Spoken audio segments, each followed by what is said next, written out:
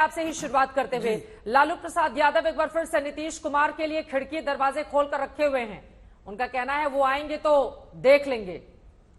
Guarantee देंगे आप लोग कि नीतीश अब नहीं जाएंगे, नहीं पलटेंगे? ये तो गारंटी खुद नीतीश जी दे रहे हैं। नीतीश जी ने ही विधानसभा में कहा कि मैं जिनके साथ था उनके साथ आ गया हूं। तो नीतीश जी की गारंटी पर क्यों भरोसा न किया जाए? और लालू जी के जंगल राज को समाप्त करने के लिए ही तो नीतीश जी का जो है बिहार में राजनीतिक उदय हुआ था। तो नीतीश जी की गारंटी स्वयं नीतीश जी दे रहे हैं। नीतीश जी की गारंटी पर भरोसा है आप लोगों को, नहीं भरोसा है? सवाल तो बड़ा ये है। देखिए, भारतीय जनता पार्टी भरोसा हर अपने साथी पर करती है।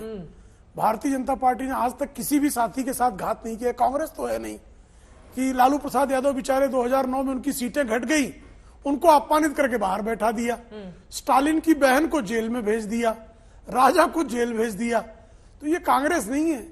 भारतीय जनता पार्टी भारतीय जनसंघ के जमाने से 1952 में जब डॉक्टर श्यामा प्रसाद मुखर्जी के नेतृत्व में भारतीय जनसंघ की स्थापना हुई थी, उस समय पहली बार एनडीए बना था, पहली बार गठबंधन की राजनीति की नींव भारतीय जनता पार्टी के पूर्ववर्ती संगठन भारतीय जनसंघ ने डाला था। थोड़ी कमी नजर आ रही है प्रेम शुक्ला जी आपके, मतलब एकदम दम ठोक कर आप नहीं बता पा रहे हैं। अच्छा, इससे अधिक दम ठोक कर क्या बताएं कि 52 से नजर आ रही है? बिल्कुल पता नहीं। आपके पास कॉन्फिडेंस नापने की, मुस्कुराकर जो कह दिया है उससे मुश्किलें आप लोगों की चिंताएं बढ़ गई हैं। आपके पास कॉन्फिडेंस नापने की कौन सा यंत्र है मुझे नहीं पता है। लेकिन हमारा कॉन्फिडेंस अपने जितने भी गठबंधन के साथी हैं उन पर पूर्ण रहता। कॉन्फिडेंस तो उनका घटा है। कल तक श्रीमान नीतीश कुमार को जो संयोजक प्रस्तावित कर रहे थे लालू जी, उनका जिस तरह से अपमानजनक उनके साथ बर्ताव उनके सहयोगी दलों ने किया, वो गारंटी देना चाहिए था कि अपमान नहीं होगा नीतीश जी का। आज वो गारंटी नहीं दे पा रहे हैं। आरएलडी उनका साथ छोड़ के चली जा रही है। गारंटी नहीं दे पा रहे, ममता बनर्जी साथ छोड़ के चली गई। गारंटी नहीं दे पा रहे, अरविंद केजरीवाल साथ छोड़कर चले गए। गारंटी किसी की नहीं ले पा रहे। और अपनी खुद की उनकी गारंटी जो है एक्सपायरी डेट के करीब है। आपकी गारंटी एक्सपायरी डेट के करीब आ गई है क्या अनुराग भदौरिया जी? कि एक साथी छोड़ छोड़कर इंडिया गठबंधन से चलते हुए चले जा रहे हैं। और नीतीश कुमार की क्या जरूरत है अब आप लोगों को? किस तरह से मतलब साथ छोड़ा, फिर भी झांक टाक कर रहे हैं कि नीतीश जी कब इधर पलटी मार लें? देखिए, जैसे आपका मैंने देखा कि 400 पार लिखा हुआ, तो तुरंत हमने ही बैठे बैठे एक कविता लिखी है। तो मैं कह रहा हूं 30 सेकंड दीजिएगा, उसी कविता के माध्यम से सारी बात आ जाएगी। गरीब पर है भूख की मार, धन्ना से बड़ा व्यापार, महंगाई बेरोजगारी की पड़ी है मार, जोर से बोलो 400 पार, नहीं चल रहा है कोई व्यापार, घर में नहीं है दाने चार, देश का हुआ बंटाधार, जोर से बोलो 400 पार, भाईचारे के इमोशन पे हुआ अत्याचार, समाज में बढ़ रहा है भ्रष्टाचार, किसान पे हो रहा है आंसू गैस का वार, जोर से बोलो 400 पार, नफरत की बह रही बयार, नैतिकता हो रही शर्मसार, महिलाओं पे बढ़ रहा अत्याचार, जोर से बोलो 400 पार, रुपए पर हुआ डॉलर सवार, आतंकवाद ने की हद पार, काला धन वापस नहीं आया मेरे यार, जोर से बोलो 400 पार, इलेक्टोरल बॉन्ड पे नहीं हो रही है चर्चा मेरे यार, जोर से बोलो 400 पार। कमाल है 400 पार। भारतीय जनता पार्टी बोल तो रही है, लेकिन दमखम, ठीक बोला आपने, क्यों कॉन्फिडेंस नहीं आ रहा है? कॉन्फिडेंस आएगा कहां से?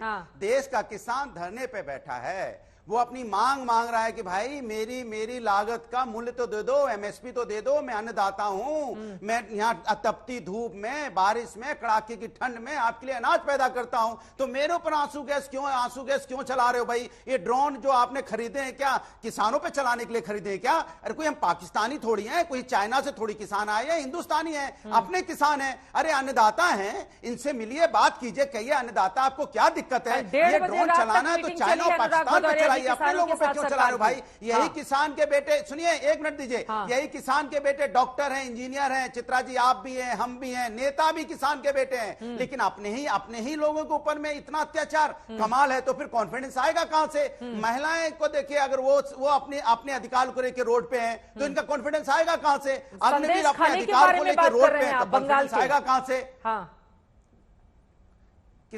मैं तो पूरे देश के परपेच में बात कर रहा हूं कि भारतीय जनता पार्टी का कॉन्फिडेंस आएगा कहां से?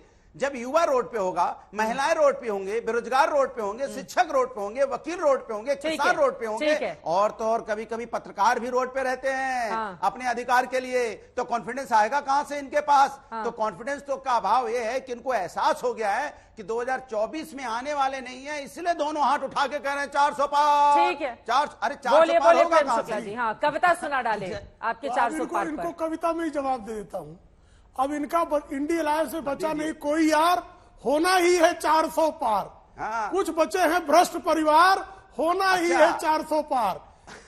राहुल और अखिलेश में भी हो जाएगी रार, होना ही है 400 पार। आप जो है इसी तरह से श्रीमान अनुराग भदौरिया जी कुछ आउटसोर्स कविताएं ही पढ़िए। अब कविताएं के अलावा कुछ शेष नहीं बचना है। यहाँ तो 400 पार सुनिश्चित है, लेकिन आपकी स्थिति 4 पार भी कर पाएंगे क्या? क्योंकि 2 बार से सिर्फ 5 ही पे अटके हुए, वो भी परिवार के लोग ही अटके हैं। अब की बार 4 पार भी सपा कर पाएगी क्या? आपके यार जो है राष्ट्रीय लोकदल भी, वो भी साथ आ गया भारतीय जनता पार्टी के। आपकी क्या दुर्दशा है कि आप सीटें जिसको आवंटित कर देते हैं वह भी आपका यार नहीं रहना चाहता, उसके बाद भी आपको 400 पार पर आशंका है।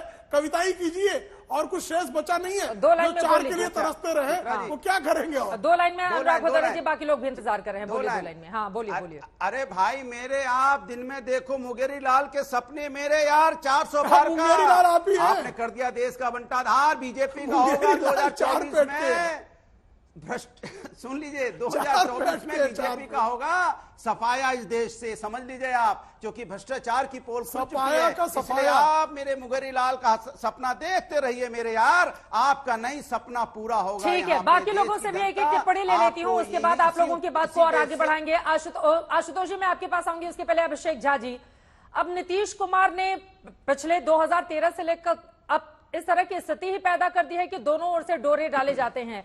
अब लालू यादव जी मुस्कुरा कर कह रहे हैं कि अगर पलटी मारेंगे तो हम तो स्वागत करने के लिए तैयार हैं।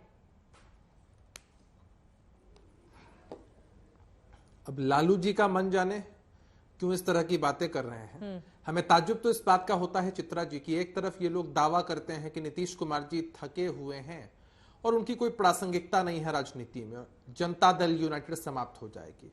तो फिर ऐसा क्या है कि हमेशा हमारे नेता के बारे में ही बयान देना है, उनके खिलाफ बोलना है ताकि मीडिया की टीआरपी मिल सके, और उनका समर्थन मांगने की कोशिश करना है ताकि चुनाव में नैया पार हो सके। मसला यही है कि नीतीश कुमार जी को कोई राजनीति में, बिहार की राजनीति में उनकी प्रासंगिकता से इनकार नहीं कर सकता है, और जिस तरफ हमारी पार्टी, हमारे नेता रहते हैं उस तरफ का पलड़ा ऑटोमेटिकली भारी हो जाता है। और ये बातें हमने कई बार, कई दफे देखी हैं। बिहार की राजनीति का इतिहास भी इस बात का गवाह रहा है कि नीतीश कुमार जी ने जब भी जिस भी गठबंधन का नेतृत्व किया है, हमेशा जनता ने अपना आशीर्वाद उसी गठबंधन को दिया है। अब समझना ये है कि अंदर से ये लोग कितना कमजोर महसूस कर रहे हैं कि आज भी उन्हें हमारे मदद की दरकार है, और दावे बड़े बड़े कर रहे हैं, करने दीजिए। आज हमने दृश्य देखा कैसे 2 युवराज एक गाड़ी में बैठकर घूम रहे हैं। हाँ, अब राजनीति में और कोई काम तो बच नहीं गया है, तो घूम तो सकते ही हैं। और वो कहते हैं ना कि शून्य के बगल में यदि शून्य लग जाता है चित्रा जी, तो 1 नहीं बनता है, शून्य ही रहता है। तो राजनीति में ये पार्टियां अगर साथ रहेंगी तो हमारे लिए और अच्छा है, क्योंकि कांग्रेस पार्टी हमेशा इस बात की महत्वाकांक्षा रखती है कि बिहार में उनका पॉलिटिकल रीबर्थ हो सके। लेकिन हम पूरी तरीके से आश्वस्त हैं कि राष्ट्रीय जनता दल के रहते हुए जिस तरह से कांग्रेस पार्टी राजद की पिछलग्गू बनी चली आई है आज तक बिहार में, और जिस तरह से उनका संगठन राष्ट्रीय जनता दल के पीछे चलता है, हम आशान्वित हैं कि इस बार इनका खाता भी बिहार में नहीं खुलने वाला है। ठीक है, और स्थितियां इनके लिए बहुत बुरी आप ये दावा कर रहे हैं कि खाता भी नहीं खुलेगा। पिछली बार खाता खुला था, कांग्रेस के एक सांसद ने लोकसभा में जीत हासिल की।